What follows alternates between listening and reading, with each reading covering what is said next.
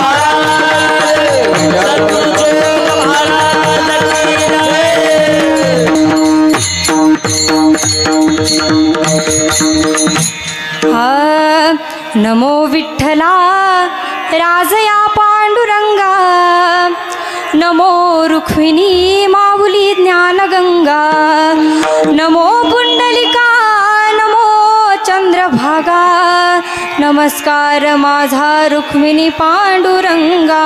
पांडुरंगा करू प्रथम नमन, पांडुरंगा करू प्रथम नमन, पांडुरंगा करू प्रथम नमन, पांडुरंगा करू प्रथम नमन, पांडुरंगा करू प्रथम नमन,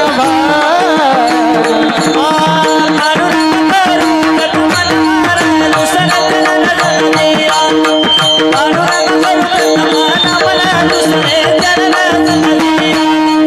दिया, पांडुरंगा करू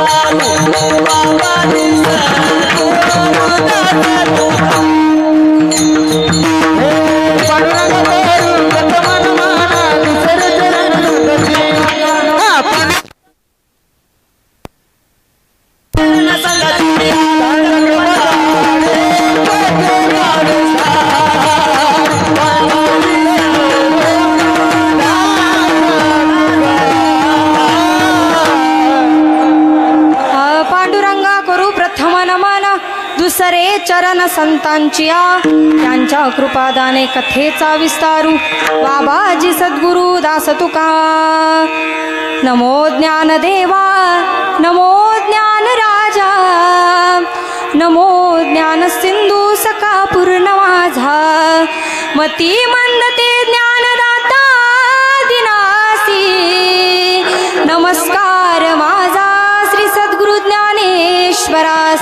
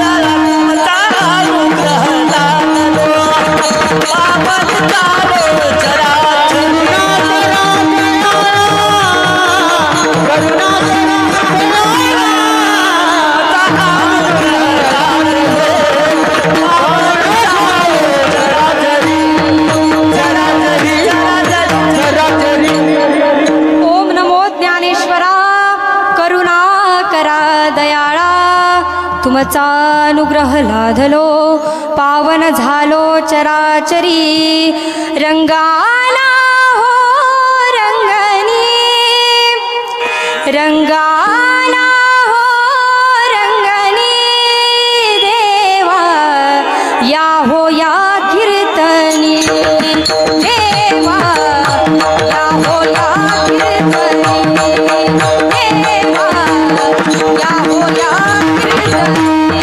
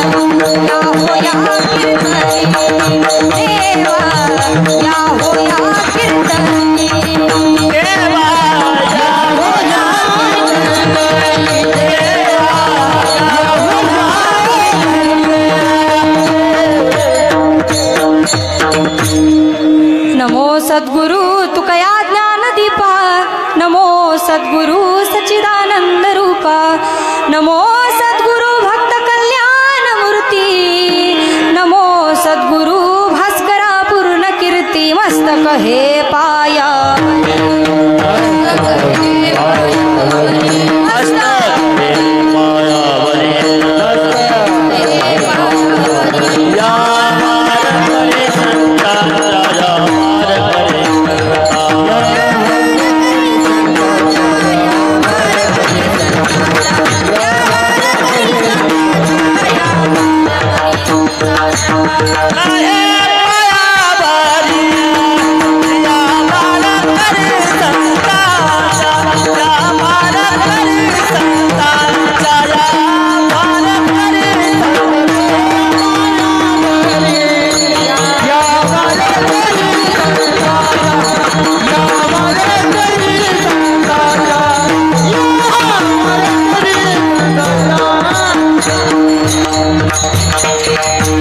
मस्तक हे पायावरी या वारकरी संतांच्या जन्म आलो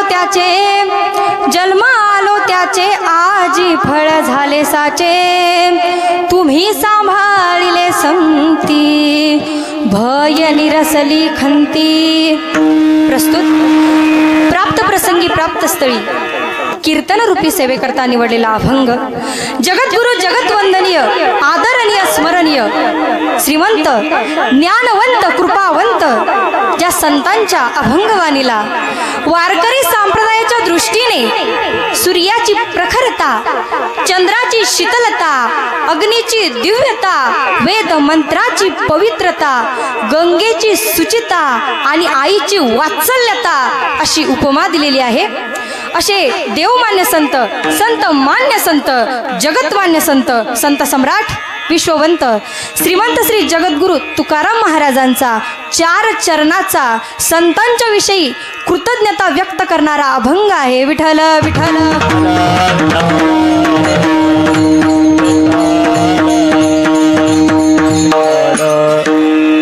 श्रीमंत श्री जगद्गुरु तुकोबाराय या अभंगाद्वारे संतांनी त्यांच्यावर जे उपकार केले त्यांच्या बाबतीत जे जे कर्तव्य संतांनी केलं तेच आपल्या समोर परिहार देत आहेत। जन्म आलो त्याचे आजी फळ झाले साचे तुम्ही सांभाळले संती भय निरसली खंती. संतांनी आम्हाला जीवनामध्ये सांभाळलं आणि संतांनी सांभाळल्यामुळं काय झालं तर आम्हाला दुर्लभ असणारा नरदेह मिळाला.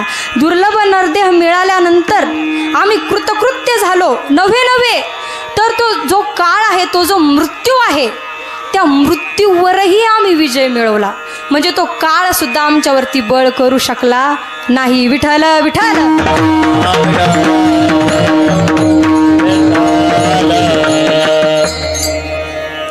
जन्म आलो त्याचे आजी फळ झाले साचे. तुम्ही सांभाळले संती भय निरसली खंती. जगद्गुरु तुकोबराय या अभंगामध्ये त्यांचं जीवन सार्थकी लागलं हे आपल्यासमोर प्रतिपादन करतायत. जन्म सार्थकी लागला. मग जन्म नेमके किती प्रकारचे असतात हो तर शास्त्रामध्ये 3 प्रकारचे जन्म सांगितले जातात. पहिला जन्म आहे देवाचा, दुसरा जन्म आहे संतांचा आणि तिसरा जन्म आहे मनुष्याचा, म्हणजे तुमचा माझा बरं का. पहिला जन्म देवाचा. मग देव जन्माला येतो का हो? देव जन्माला येतो का तर शास्त्रामध्ये संत असे सांगतात, अयोनी संभव नोहे काही श्रमे नामयाचा स्वामी प्रगटला. देव जन्माला येत नसतो, मग देव प्रगट होतो. कोणत्या दिवशी होतो? रामनवमीच्या दिवशी होतो. गोकुळाष्टमीच्या दिवशी देव प्रगट होत असतो. मग देवाचा जन्म धरायचा का? नाही, देवाचा जन्म धरायचा नाही. दुसरा जन्म आहे संतांचा. ऐकताय ना? लक्ष द्या. दुसरा जन्म आहे संतांचा. संत जन्माला येतात. संत गर्भवासनेचं दुःखही भोगतात, जन्मालाही येतात आणि जन्माला आल्यानंतर संत त्यांचं जीवन जे आहे, जो जन्म जो आहे तो सार्थकी लावतात बरं का. आपण या अभंगामध्ये संतांविषयीच बोलणार आहोत. संत जन्म सार्थकी लावतात, संतांचा जन्म असतो. आता तिसरा जो जन्म आहे तो मनुष्याचा. आता मनुष्याचा जो जन्म मिळालेला आहे तो जन्म मोठा दुर्लभ आहे महाराज. तो जन्म परत मिळत नाही. तो दुर्लभ जन्म आहे. तो जन्म एका न्यायाप्रमाणे मिळतो. पावला हा देह काकटाळी न्याये न घडे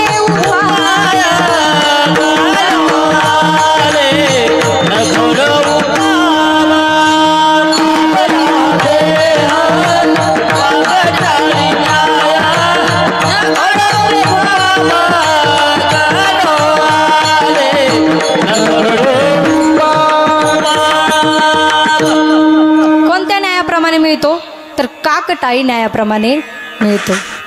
गुरुवर्य शांती ब्रह्म मारुती बाबा कुरेकर खूप सुंदर दृष्टांत सांगतात. काय झालं एकदा, काकटाळी न्याय म्हणजे नेमकं काय हे तुम्हाला मी पटवून देते बघा. काकटाळी न्याय कशाला म्हणतात तर 1000 न्यायापैकी हा एक न्याय मांडला जातो शास्त्रामध्ये. तर एक मनुष्य राजा त्याच्या 2 सेवकाला कावळ्या शोधण्याकरता पाठवतो. काय? कावळे शोधण्याकरता पाठवतो. मग कावळा हा काय शांत प्राणी आहे का हो? शांत नाही. तो उडणारा प्राणी आहे, पक्षी आहे. तो काय असं तसा हातामध्ये येत नसतो. तर तो कावळा शोधण्याकरता एक राजा सेवकांना पाठवतो. आता कावळा कशाला शोधायला पाठवतो तर त्याला कावळ्याचा बळी द्यायचा असतो. मग तो कावळा शोधण्याकरता पाठवतो बरं का. आणि ते 2 सेवक कावळा शोधत रस्त्याने चाललेले असतात. रस्त्याच्या मध्ये त्यांना एक मनुष्य दिसतो. तो आंधळा असतो आणि तो मनुष्य दिसल्यानंतर त्या मनुष्याची ती ॲक्टिंग बघून ते दोघं त्याच्या समोरच उभे राहतात. दोघं समोर उभे राहतात. तो कसा करतो, 1-2 पैसा द्या हो धर्माला, आशीर्वाद लागेल तुमच्या मुलाले कराला, द्या बाबा काहीतरी, असं तो सर्वांना म्हणत असतो. आणि त्याची ॲक्टिंग बघून म्हणजे तो काय करत असतो, एकदा टाळी वाजवत असतो, एकदा हात पुढे करत असतो, परत एकदा टाळी वाजवत असतो, परत एकदा हात पुढे करत असतो. तर अशी ॲक्टिंग बघता बघता ते 2 मनुष्य त्याच्याकडे बघत राहतात आणि त्याच्याजवळ जातात. नेमकं योगायोगाने काय होतं तर ते टाळी वाजवताना त्या आंधळ्याच्या हातामध्ये कावळा सापडतो बरं का. कावळा सापडतो आणि कावळा सापडल्यानंतर काय होतं, तो कावळा घट्ट धरून ठेवतो हातामध्ये. तो आंधळा असतो, त्याला माहीत नसतं हातामध्ये आपल्या काय आहे, माहीत नसतं. हातामध्ये पक्की धरून ठेवतो. आता हे दोन सेवक पळतच त्याच्याकडे येतात. का रे बाबा, हा कावळा जो आहे तो तू आम्हाला कितीला देतो, कितीला देतो? हा म्हणे कितीला घेता तुम्ही तेवढं मला सांगा. आता त्या कावळ्याबद्दलही त्यांचं काय झालं माहिती आहे का, देवाणघेवाण सुरू झाली पैशाची बरं का. कारण त्यावेळेस त्या कावळ्याला मार्केट आलं होतं. तर कावळ्याला नेमकं कावळा देता तुम्ही कितीला देता? हा म्हणे बुवा, ते दोन सेवक म्हणले बुवा आम्ही 500 रुपये देतो, तुम्ही कावळा तुमचा आम्हाला देता का? तर हा म्हणतो नाही बुवा 500 रुपयात माझं काही होत नाही, मला 5000 रुपये द्या. मग 5000 रुपयाची बोली होती.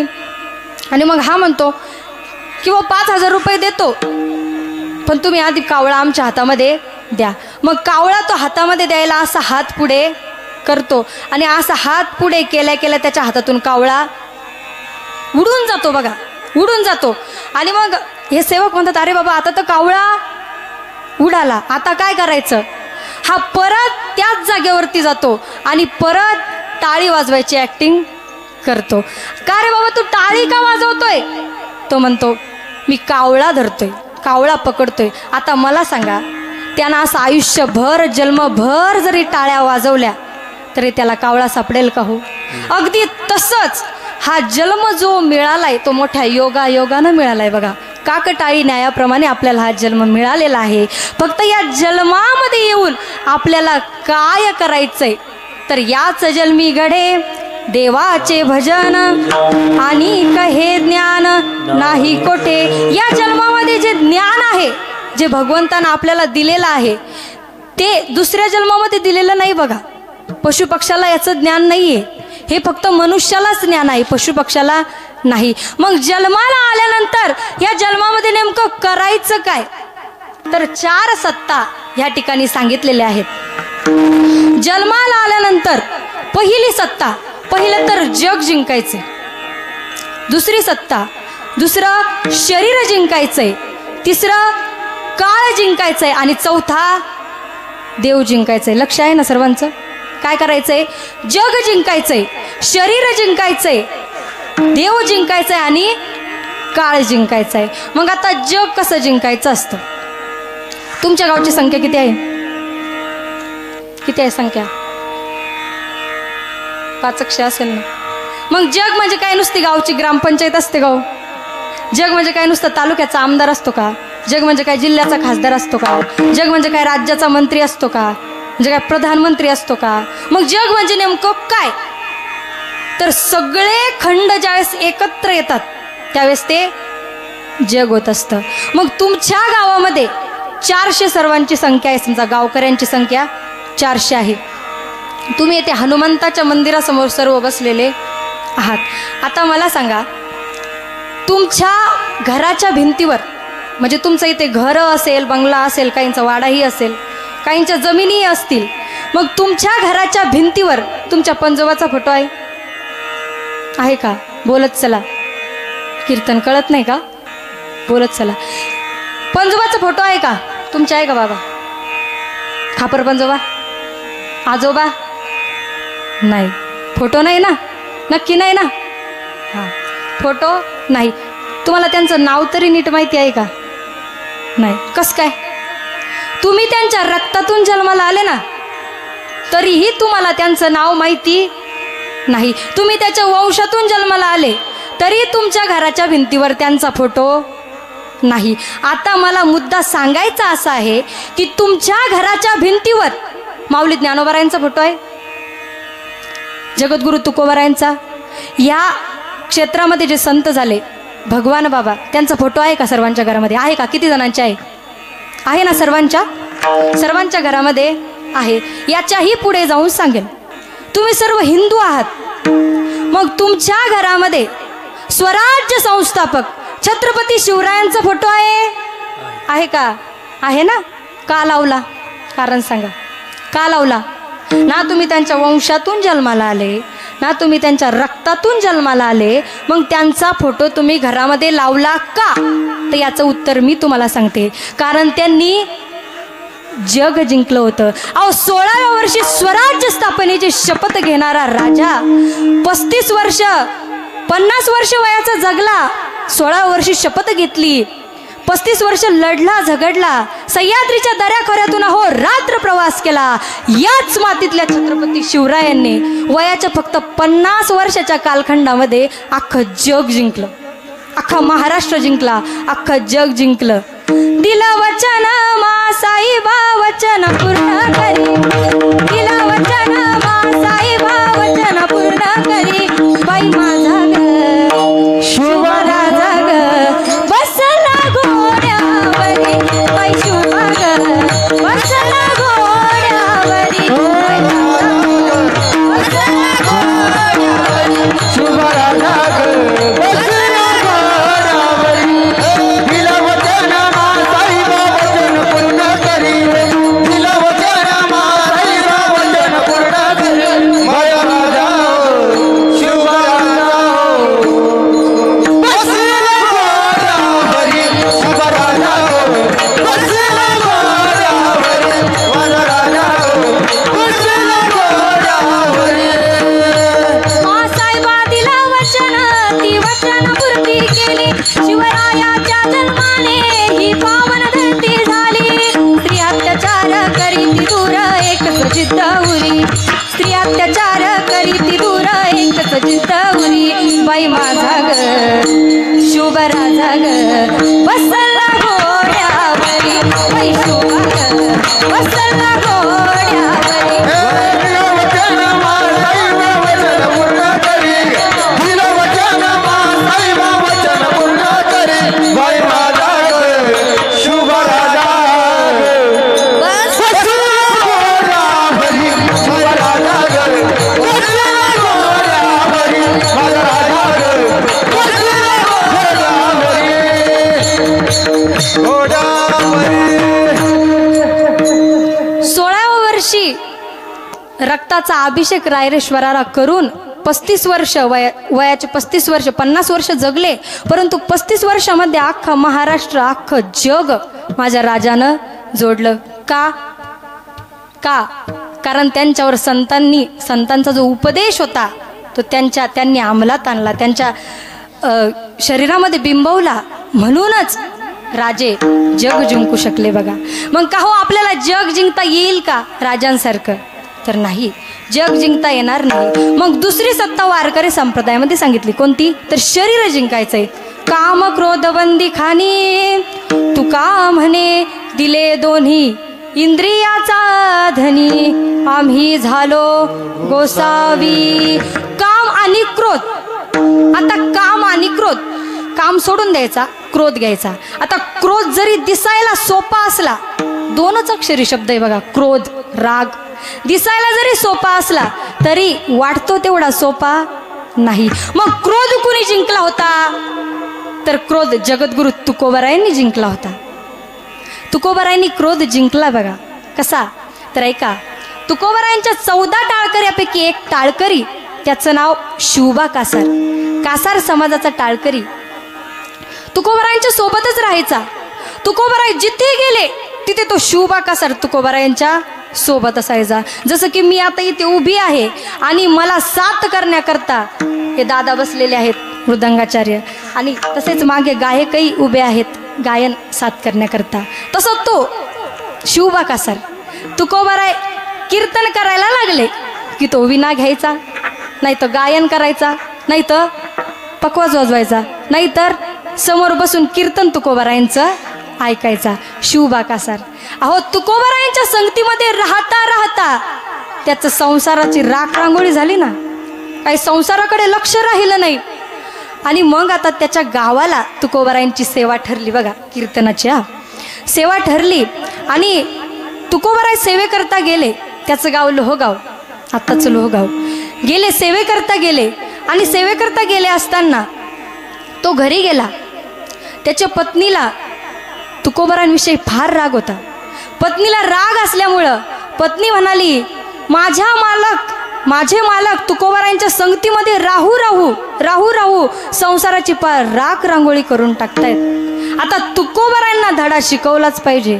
संत होते बघा, पण त्या बाईला कपट करायचं होतं संतांविषयी. ती म्हणाली, का हो, तिच्या मालकाला म्हणते, का हो तुम्ही तुकोबारायांना संत मानता, तुम्ही तुकोबारायांना गुरु मानता, मग तुकोबारायांना आपल्या घरी घेऊन या ना. कशाला? अगं कशाला तुकोबारायांना घरी घेऊन यायचं? अहो तुम्ही जर तुकोबारायांना घरी घेऊन आले तर आपण त्यांना पंचपक्वानाचा स्वयंपाक करू, आपण त्यांचं सुंदर असं आतिथ्य करू, त्यांना सुंदर जेवायला घालू, त्यांना सुंदर असं सर्व सजावट वगैरे करून सर्व काही त्यांचे आतिथ्य आपण करू. याला एवढा आनंद झाला. वा, त्या भगवंताने काय पत्नी दिली हो मला. अहो संतांना घरी आणायचं म्हणते, असं कोणाचा विचार होत नाही बघा, तरी पण माझी पत्नी म्हणते संतांना घरी आणायचं. त्याने उडीच मारली. तुकोबारायांना आपल्या घरी बोलवायचं असं म्हटल्या म्हटल्या तो तुकोबारायांकडे गेला आणि तुकोबारायांना म्हणतो, महाराज काकड्याचे दिवस आहे, कार्तिक महिना आहे, तुम्ही आमच्या घरी जेवायला या ना. पंचपक्वानाचा स्वयंपाक माझ्या पत्नीने करून ठेवलाय, या ना महाराज जेवायला. तुम्हाला आग्रहाचं निमंत्रण दिलेलं आहे पत्नीने, या ना. तुकोबाराय गेले बरं का. तुकोबारायांचं सुंदर असं आतिथ्यही केलं, सुंदर स्वयंपाकही होता, सर्व काही तुकोबारायांना सर्व सजावट वगैरे केली, सर्व काही केलं. परंतु या बाईच्या मनामध्ये कपट होतं बघा. कपट असं साधायचं होतं तिला, तिने कपट आधीच करून ठेवलेलं होतं. तुकोबाराय सकाळी उठणार आहेत आणि काकडा करणार आहेत हे तिला माहिती होतं. तिनं काय केलं, ती सकाळी उठली, तिने चूल पेटवली, चुलीवरती गरम पाणी उकळू दिलं. एवढं उकळू दिलं पाणी, एवढं उकळू दिलं की त्या पाण्याला हात लावायची क्षमता कोणाची राहिली नाही. एवढं उकळू दिलं ते पाणी. आणि तुकोबाराय स्नानगृहामध्ये गेले. काकडा करायचा होता, स्नान करायचं होतं. स्नानगृहामध्ये गेले असताना या बाईनं जसा तो हंडा धरला तसा तुकोबारायांच्या अंगावरती तो हंडा असा ओतला. इतका त्रास झाला माझ्या तुकोबारायांना तो हंडा गरम पाण्याचा ओतला हो. इतका त्रास झाला, इतका दाह तुकोबारायांच्या अंगाचा झाला, पण तुकोबारायाने माग वळून सुद्धा पाहिलं.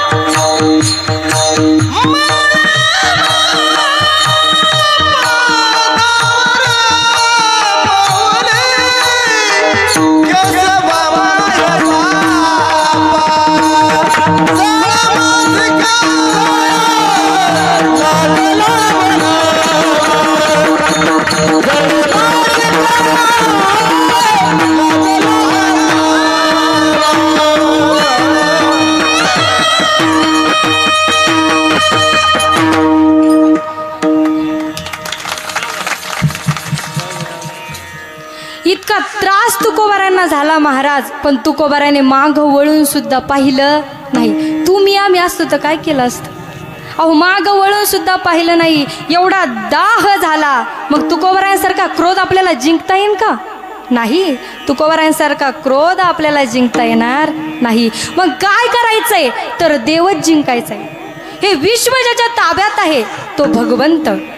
कर्तुम अकर्तुम अन्यथा कर्तुम शक्तिवान, तो भगवंत, त्याला जिंकायचंय. मग त्या भगवंताला जिंकायचं तरी कसं? तर जसं नाथबाबाने जिंकलं होतं. अहो काय श्रीमंती होती माझ्या नाथबाबांची. नाथबाबांसारखी श्रीमंती कुणाची नव्हती. सकल संत माझे राजा, स्वामी एकनाथ माझा, स्वामी एकनाथ माझा, स्वामी एकनाथ माझा, स्वामी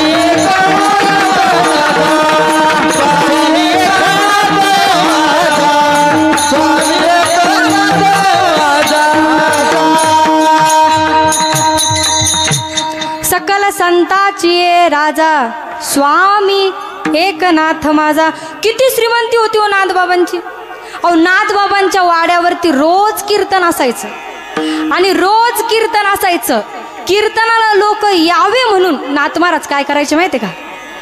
2 किलो हरभऱ्याची डाळ आणि 1 किलो गुळाची ढेप त्या सर्व मंडळींना काय करायचे? दान करायचे. ते दान करायचे म्हणून लोक त्यांच्या कीर्तनाला जायचे. तुम्ही म्हणसाल आजचा कीर्तन करा असंच आहे का? तसं काही नाही बरं का. नाथबाबा होते ते श्रीमंती, एवढी श्रीमंती, खूप श्रीमंती. आणि ही नाथबाबाची श्रीमंती पाहून एके दिवशी चोरांनी नाथबाबांच्या घरावरती वाड्यावरती दरोडा टाकला. आणि दरोडा टाकल्यानंतर आता चोरांनी दरोडा टाकला. मग किती चोर असतील हो? 5-6 होते का? 10-15 होते का? नाही.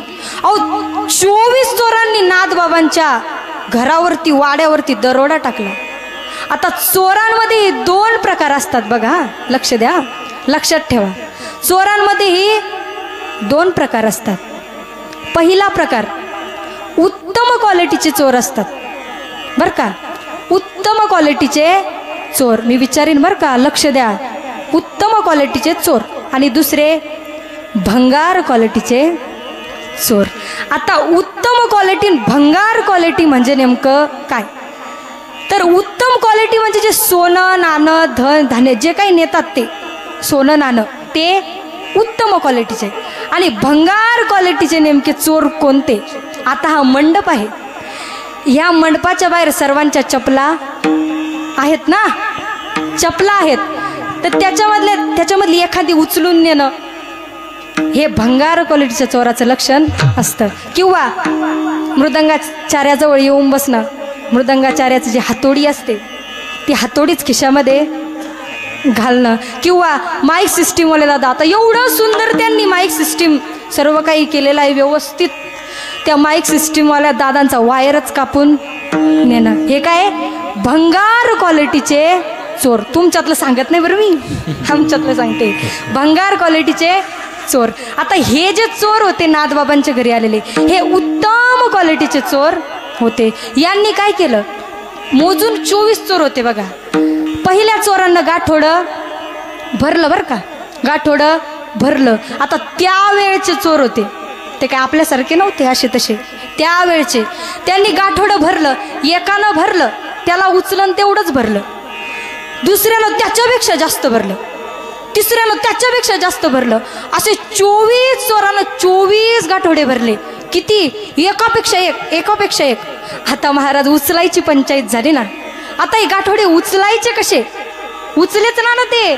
मग एकानं दुसऱ्याची मदत घेतली, दुसऱ्यानं तिसऱ्याची मदत घेतली. अशी 24 चोरानं एकमेकांची मदत घेतली. पण अहो 23 चोरांनी सर्व काही त्यांचं सुरळीत पार पडलं बघा, एकमेकांना उचलून देणं. पण शेवट काय झालं? जो 24वा चोर होता तो बिचारा एकटाच राहिला. त्याला काही कोणी उचलून देऊ लागेना. सगळे त्यांच्या मार्गाला पळाले आणि हा एकटाच राहिला. अरे बाबा मला कोणीतरी उचलून द्या. सर्वांची मदत सर्वांनी केली आणि मला कोण उचलून देईन? हा त्याचं जोरामध्ये बोलणं चाललं होतं. मग काय झालं? नाथबाबांना जाग आली. मग नाथबाबा त्यांच्या दरवाजाची कडी उघडली आणि त्या दरवाजामधून बाहेर आले आणि बघितलं चोरी करताना चोर दिसतोय. नाथबाबा म्हणतात, का रे बाबा, तुला उचलायला त्रास होतोय का? तुला मी उचलून देऊ का? म्हणजे चोरालाही ते गाठोडं नाथबाबांनी काय केलं? उचलून दिलं. एवढी श्रीमंती आपली आहे का? अहो, ह्या श्रीमंतीचं सोडा हो, ही श्रीमंती तर आजकाल कोणाकडे पण आहे. ह्या श्रीमंतीचं सोडा, पण नाथबाबांची श्रीमंती एवढी होती की निळा म्हणे देव राबे त्यांच्या घरी, निळा म्हणे देव राबे त्यांच्या घरी.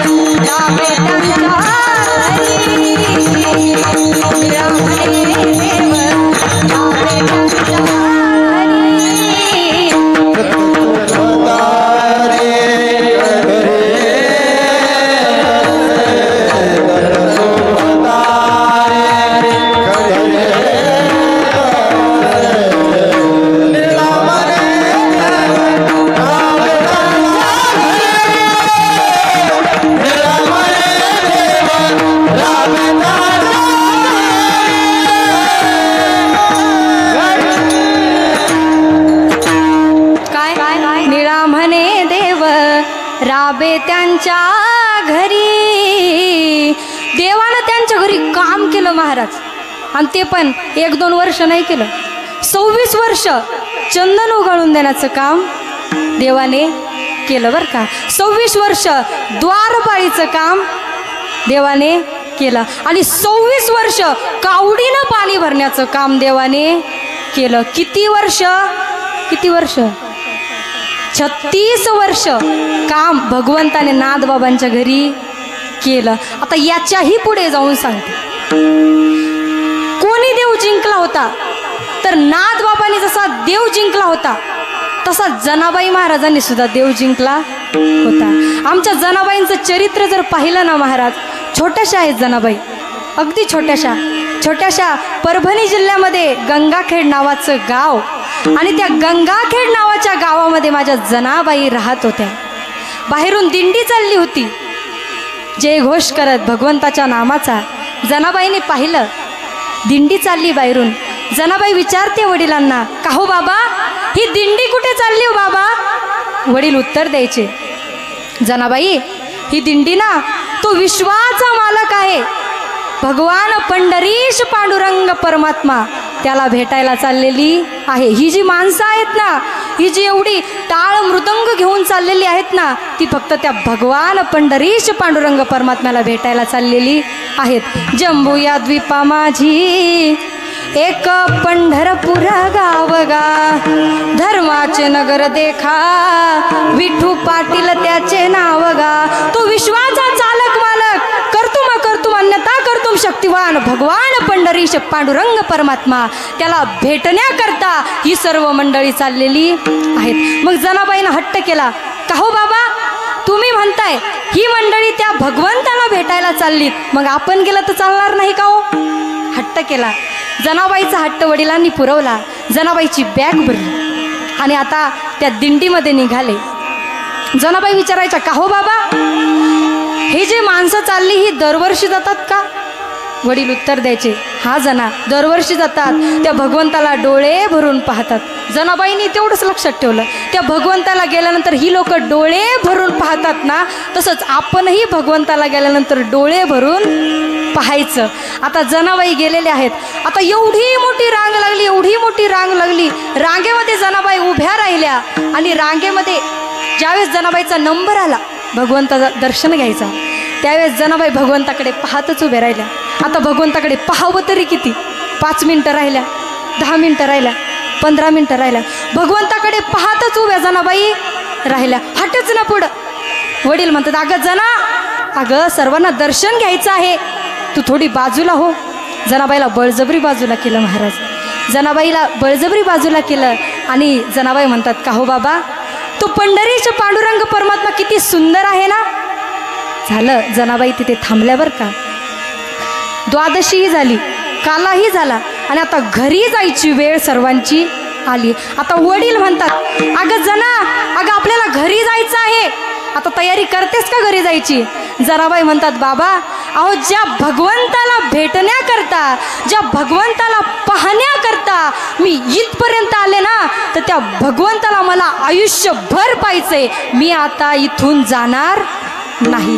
वडील समजावतायत, अगं जना, तू मुलगी आहेस, तुझा इथे सांभाळ कोण करेल? नाही बाबा, मी थांबणार इथेच, मी जाणार नाही. तुम्ही काहीही म्हणले, मी इथे मरण पत्करावीन, पण मी तुमच्यासोबत येणार नाही.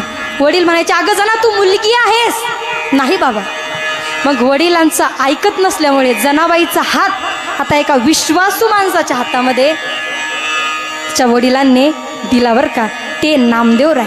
नामदेवरायांच्या हातामध्ये जनाबाईचा हात, जनाबाईची जबाबदारी दिली आणि जनाबाई नामदेवरायांच्या घरी गेल्या. आता नामदेवरायांच्याही कुटुंबामध्ये किती माणसं?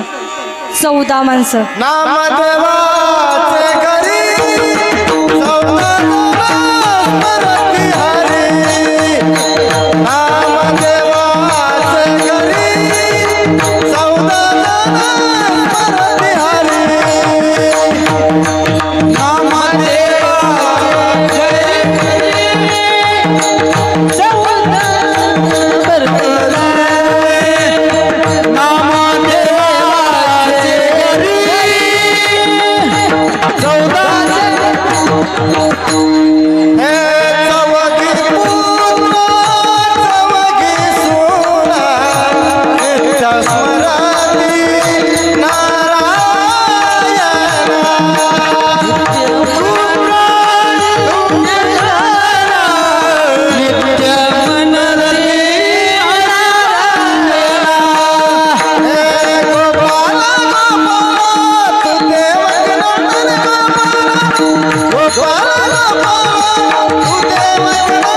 नामदेवाचे घरी 14 जणे स्मरती हरी. आता हे 14 माणसं आणि त्याच्यामध्ये 15वी कोण? जनाबाई. लक्ष आहे ना? झोपल्या का काय? आहे ना लक्ष? किती जण? 14 जण आणि त्याच्यामध्ये 15व्या जनाबाई. आता 15 जण या कुटुंबामध्ये. आता 15 जण होते महाराज. जनाबाई ज्या दिवशी दर्शनाला गेल्या पांडुरंगाच्या, त्या दिवशीपासून एकदाही पांडुरंगाच्या मंदिरामध्ये गेल्या नाही. मग काय करत होत्या जनाबाई? तर जनाबाई सकाळी 3 वाजता उठायच्या. आपल्याला उठणं होतं का? 3 वाजता उठायच्या आणि 3 वाजेपासून ते 12 वाजेपर्यंत रात्रीच्या फक्त कामच करायचे.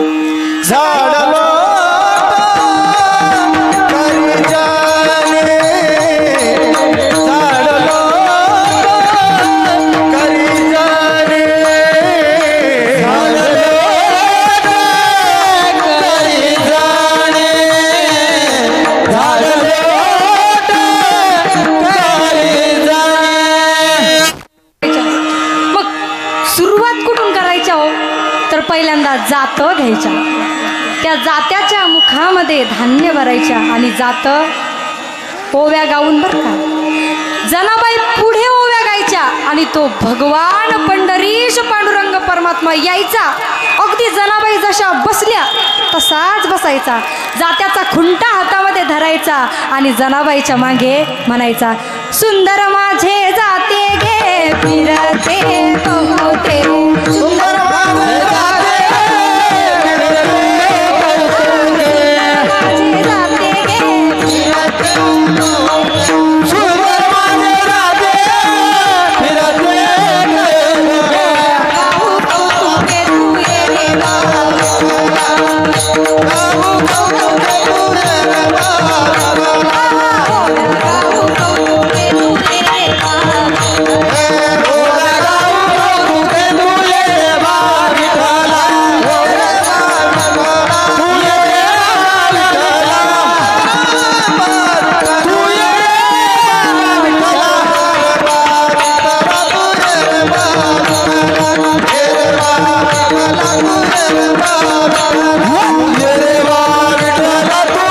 गाऊ कौतुके तू ये रे बाबा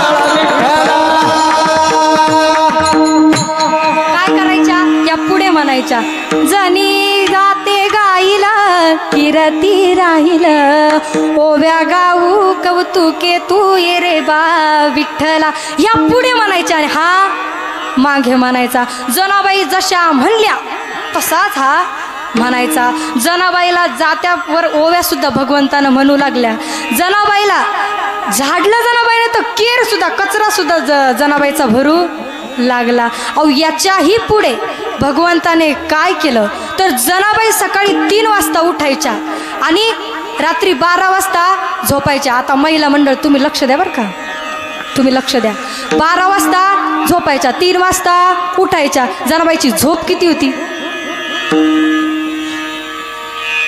फक्त किती 3 तास फक्त किती 3च तास जनाबाई झोपायच्या आणि मग आता 3 तास जनाबाई झोपत असल्यामुळे जनाबाईच्या डोक्यामध्ये एक प्राणी झाला आता त्या प्राण्याचं नाव माहिती का कोणाला माहिती आहे का भारतीय संस्कृतीमध्ये त्याला उवा असं म्हणतात तो प्राणी जनाबाईच्या डोक्यामध्ये झाला आता भगवंताला राग आला बघा माझी लाडकी जना आणि जनाबाईच्या डोक्यामध्ये उवा झाल्या झोपू देत नाही अहो 3 तास सुद्धा झोपू देत नाही मग यानं काय केलं भगवंतानं सकाळीच उठला बघा झोपलाच नाही उठायचा काही प्रश्नच नाही झोपलाच नाही आणि सकाळी रुक्मिणी मातेची साडी घातली बघा यानं आणि नटून थटून लिपस्टिक लावून तो मस्त जनाबाईच्या घरी आला पाणी ठेवलं पाणी तापवलं चुलीवरती पाणी चुलही पेटवली देवाला चुलही पेटवता येते चुलही पेटवली पाणी त्याच्यामध्ये तापवलं आणि पाणी तापून जनाबाईचं डोकं भगवंताने धुतलं आता जनाबाई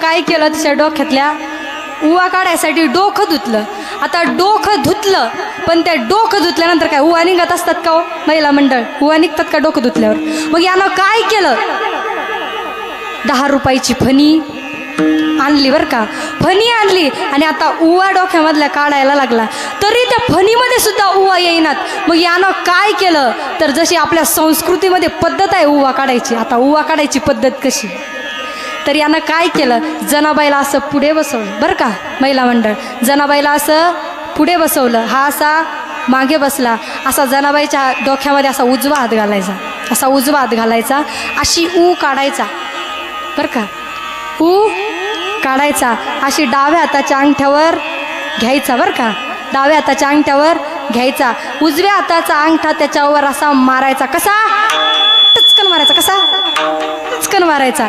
अशा प्रकारे जनाबाईच्या डोक्यातल्या उवा भगवंतानं मारल्या. अहो त्या उवाला सुद्धा मोक्ष प्राप्त झाला. माऊली ज्ञानोबा म्हणतात ना, कृष्ण कोपोनी जयासी मारी तो पावे ब्रह्म साक्षात्कारी. त्या उवांनाही मोक्ष प्राप्त झाला. मग आपल्याला देव जिंकता येईल का? हो नाही, देव सुद्धा आपल्याला जिंकता येत नाही.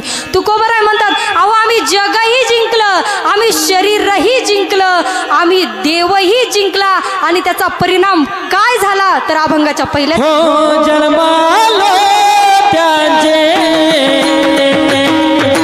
जन्मालो त्याचे जन्मालो त्याचे ला ला ला ला जन्मालो त्याचे जन्मालो त्याचे जन्मालो त्याचे जन्मालो त्याचे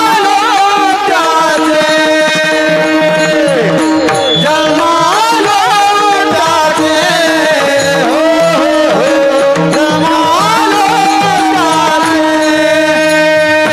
हे जन्मालो त्याचे जन्मालो त्याचे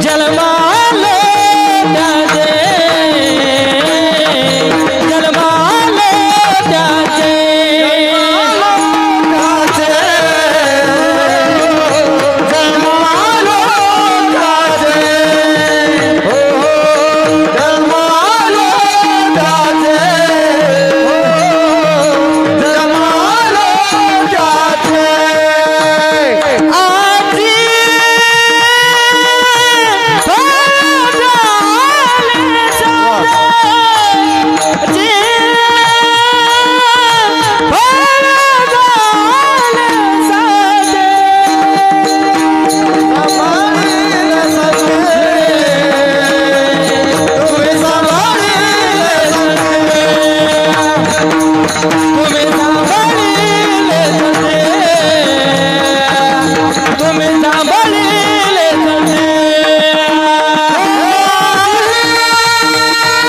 त्याचे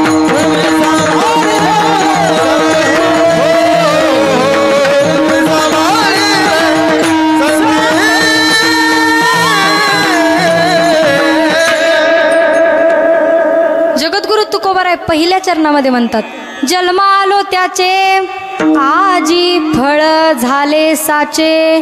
आमच्या जीवनाचं सार्थक आज झालं. जे खरं फळ होतं ते आम्हाला मिळालं. पण केव्हा मिळालं तर आजी फळ झाले साचे. अनेक जन्म घेतले आणि त्या जन्मामध्ये पुण्य साठवत आम्ही इथपर्यंत आलो. आणि इथपर्यंत आल्यानंतर आमच्या जीवनाचं खरं फळ जे होतं ते आम्हाला मिळालं. का मिळालं तर तुम्ही सांभाळले संतांनी सांभाळलं. मग आता सांभाळायला तुकोबाराय काय अनाथ होते का? हो तुकोबाराय अनाथ होते का? तुकोबारायांना आई वडील नव्हते? तुकोबारायांना कोणी नव्हतं? संतांनी सांभाळलं म्हणताय.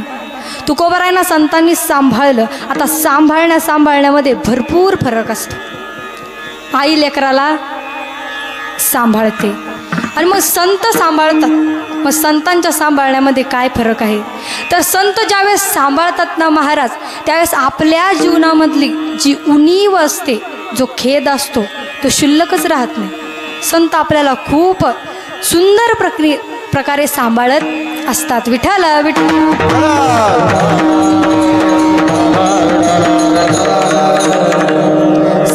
सांभाळण्यामध्ये भरपूर फरक असतो. आई लेकराला सांभाळते तर एका आईने असंच जन्म दिला मुलाला, सांभाळलं. जसा लहान होता पोटामध्ये, जसं 9 महिने सांभाळलं, तसंच 9 महिन्यानंतरही जसा मुलगा मोठा होत राहिला तशी ती आई त्याला सांभाळायची बरं का, सांभाळायची. पण एवढी लाडात सांभाळायची, एवढी लाडात सांभाळायची. एके दिवशी काय केलं तर मुलाने लहानपणी एका मुलाचं खोड रब्बल चोरलं, पेन्सिल चोरली. तरी आई त्याला बोलायची नाही, त्याला लाडात सांभाळायची, सांभाळायची सांभाळायची. खूप सांभाळलं, खूप लाडात सांभाळलं. एके दिवशी काय झालं, तो मुलगा 18 वर्षाचा झाला. 18-19 वय त्याचं झालं. आणि 18-19 वयामध्ये त्या मुलाने एक खून केला. काय केला? खून केला, चोरी केली आणि खूनही केला. आता त्याला फाशीची शिक्षा सुनावण्यात आली. आणि फाशीची शिक्षा सुनावण्यात आल्यानंतर त्या मुलाला विचारलं, का रे तुझी शेवटची इच्छा काय आहे? तो मुलगा म्हणाला, मला माझ्या आईला भेटायचं आहे.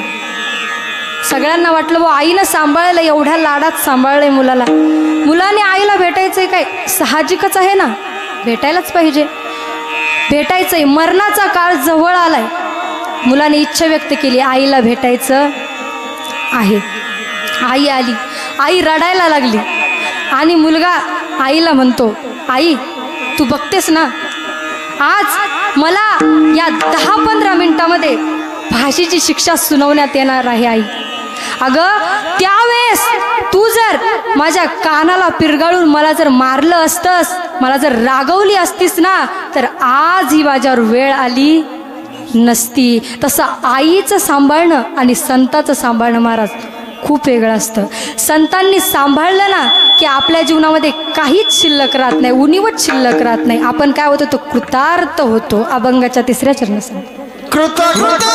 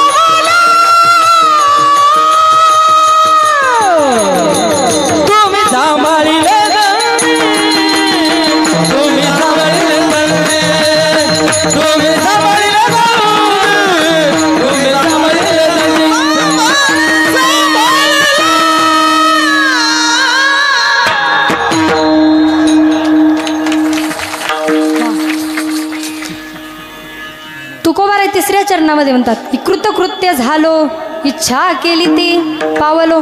आम्ही जीवनामध्ये कृतार्थ झालो आणि कृतार्थ झाल्यानंतर आमच्या जीवनामध्ये जी उणीव होती, जी खंत होती, ती शिल्लक राहिली नाही. विठ्ठल विठ्ठल.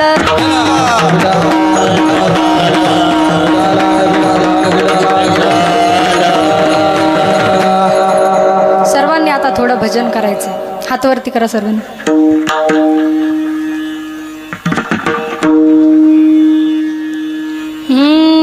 ज्ञानोबाराया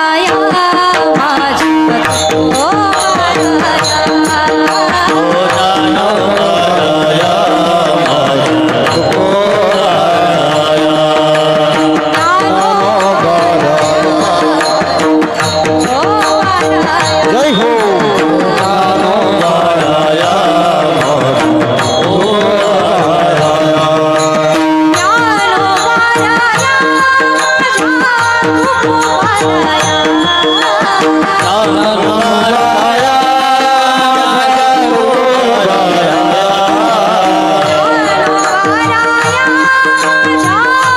Oh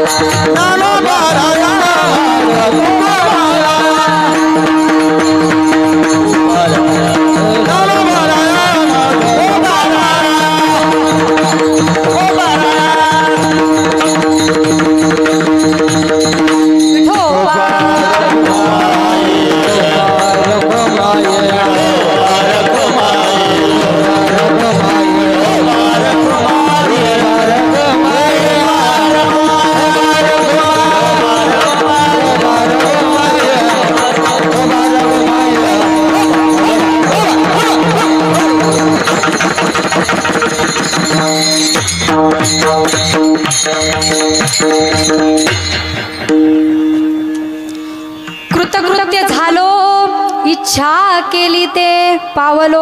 आम्ही जीवनामध्ये कृतार्थ झालो. अहो कृतार्थ झालो नाही तर याच्याही नंतरची अवस्था आम्हाला जीवनामध्ये प्राप्त झाली. तो जो काळ आहे, काळ म्हणजे मृत्यू, काळ म्हणजे यम. तो यम सुद्धा आमच्यावरती बळ चालू शकला नाही. मग तो काळ कसा आहे हो, तर याचं उदाहरण संत देतात. नाही त्या यमासी करुणा, बाहेर काढता कुडी प्राणा. ओढाळ सापडे जैसे धान्या, चोर यातना धरी जेतो. कसा आहे तो यम? अहो भरलेल्या पिकामध्ये एखाद्या शेतकऱ्याला, समजा तुमच्या गावामध्ये एखाद्यानं काहीतरी पीक लावलं आणि त्या पिकामध्ये एखाद्या रामभाऊची समजा म्हैस शिरली आणि त्या पिकाची नासधूस करायला लागली. मग समजा श्यामभाऊनं ते पाहिलं. मग श्यामभाऊ काय त्या म्हशीची पूजा करतो का? घरी जातो का? पळतच घरी जातो का? काय तिला बुक्क्याचं ताट वगैरे काय आणतो का पूजा करायला? हार आणतो का? काय करतो? मग काय करतो? काठी घेतो आणि बदा त्या म्हशीला मारायला सुरुवात करतो. तो पाहतो का ही कोणाची आहे, कुठून शिरली, जाऊ द्या बाबा, खाऊ द्या थोडंसं, उदारपणा करतो का तो? नाही, अजिबात नाही. जशी एखाद्याचं ढोर, एखाद्याचं जनावर शेतकऱ्याच्या शेतामध्ये सापडलं की ते शेतकऱ्याच्या अंतकरणामध्ये दया उत्पन्न होत नाही. अगदी तसंच मारिती छोडीती तोडती निष्ठुरा, मारिती छोडीती तोडती निष्ठुरा.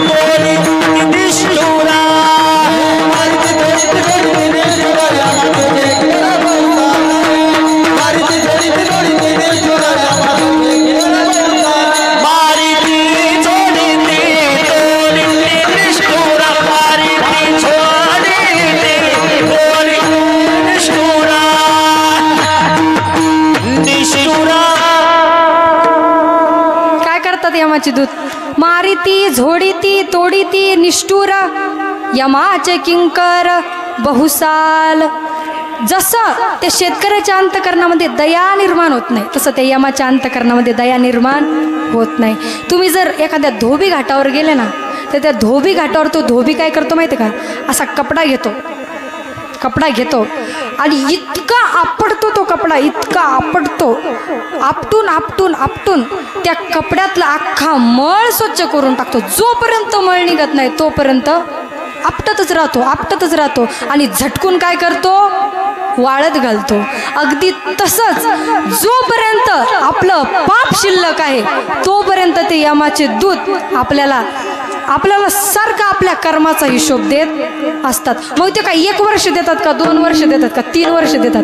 1 वर्ष, 2 वर्ष, 3 वर्ष नाही, बहुसाल किती आपण पाप केलं त्या पापाचा हिशोब ते आपल्याला देत असतात. म्हणून मारिती झोडीती तोडीती निष्ठुर यमाचे किंकर बहुसाल.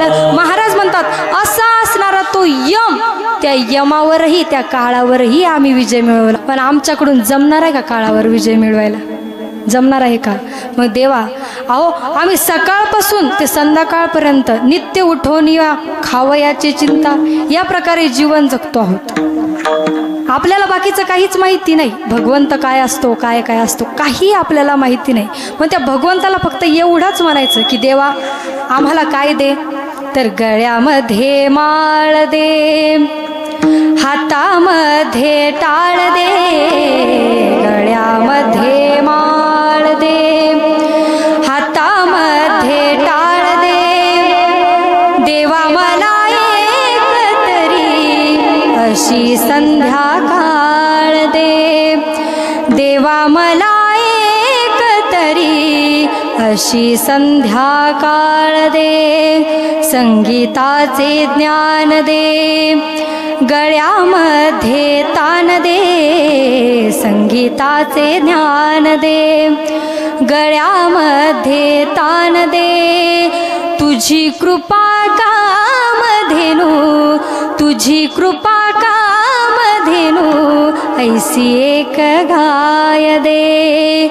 ध्रुवापरी स्थान दे, कर्णा परिदान दे, ध्रुवापरी स्थान दे, कर्णा परिदान दे, श्रावणाच्या सेवे परी, श्रावणाच्या सेवे परी थोडस इनाम दे, मध्ये माळ दे, हातामध्ये टाळ दे, देवा मला एक तरी अशी संध्याकाळ दे.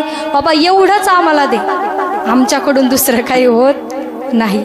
एवढंच आम्हाला फक्त निदान संसारामध्ये राहून थोडा तरी परमार्थ आम्हाला करता आला पाहिजे, एवढं आम्हाला दे. साधू संतांच्या आशीर्वादाने, महावैष्णव माऊली ज्ञानोबा यांच्या कृपेने आज या ठिकाणी सर्वांनीच सुंदर साथ केली. सर्व श्रोते मंडळी, तसेच आपल्यासमोर बसलेले महाराज हरिभक्तपरायण भागवताचार्य निवृत्तीजी महाराज कांगणे, खूप सुंदर त्यांनी कीर्तन ऐकलं. आणि आपले दादा यांच्यासाठी तर जोरदार टाळ्या वाजवा. बघा जोरदार टाळ्या अशा वाजवतात का? जोरदार. खूप सुंदर असं त्यांचं वादन आहे. त्यांच्या पुढं आम्ही काय? अहो गायनाचार्य खूप महान आहेत, मृदंगाचार्यही खूप महान आहेत, अहो तुम्हीही खूप महान आहेत. साक्षात इंद्रदेवजींचा अवतार ते आहेत. हे साक्षात अर्जुनासारखे गायक आहेत, अहो राजा परीक्षितीसारखे श्रोते आहेत. पण कीर्तनकार काही नारद नाही. नारद जरी नसला, आम्ही मोठ्यांचे नाही पण मोठ्यांचे आहोत. साऊंड सिस्टीमसुद्धा खूप सुंदर, खूप सुंदर साऊंड सिस्टीम. खूप खूप असे गायक भेटायलाही भाग्य लागतं, असे श्रोते भेटायलाही भाग्यच लागतं बरं का. सुंदर असं सर्व महिला मंडळी भिनेकरिताई असतील, सुंदर असं साथ सर्वांनी केलेली आहे. तसेच आपल्या इथे आपले नितीन दादा सुंदर असं कॅमेराची साथ करतायत, चॅनल त्यांनी आणलेलं आहे. खूप सुंदर अशी साथ सर्वांनी केली. जैसा स्वभाव मायबापांचा, अपत्य बोले जरी बोबडी वाचा, तरी अधिकची तयाचा संतोषाची. काही जे काही चुकलं असेल ते माझ्या बुद्धीचा दोष समजून मला माफ करा, आणि जे काय बरोबर असेल ते घरी घेऊन जा बरं का. घरी घेऊन जायचे काय बरोबर असेल. आणि तुमची मुलगी समजून, कुणाची नात समजून, कुणाची बहीण समजून मला माफ करा. एखाद्याला जर 2 असतील तर 3री समजून माफ करा. एखाद्याला जर 3 असतील तर 4थी समजून माफ करा. आणि कुणाला नसतं मला दत्तक घ्या, पण काय करा, माफ करा. ज्ञानेश्वरा